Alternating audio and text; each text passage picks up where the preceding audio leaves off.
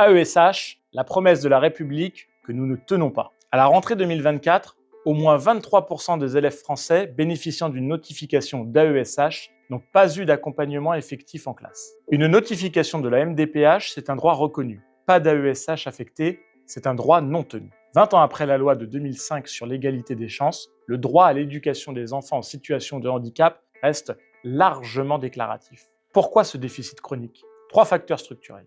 D'abord, la rémunération. Une AESH débutante gagne moins de 850 € net par mois pour un temps incomplet typique de 24 heures par semaine. C'est insuffisant pour vivre. Ensuite, la formation. Le cursus initial est court et largement insuffisant pour les troubles complexes, autisme sévère, polyhandicap. Concrètement, la gestion administrative.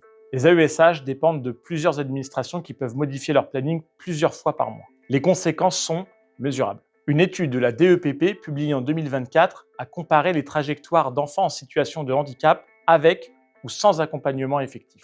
Les premiers atteignent le collège en intégration ordinaire dans 78% des cas, les seconds dans seulement 41%.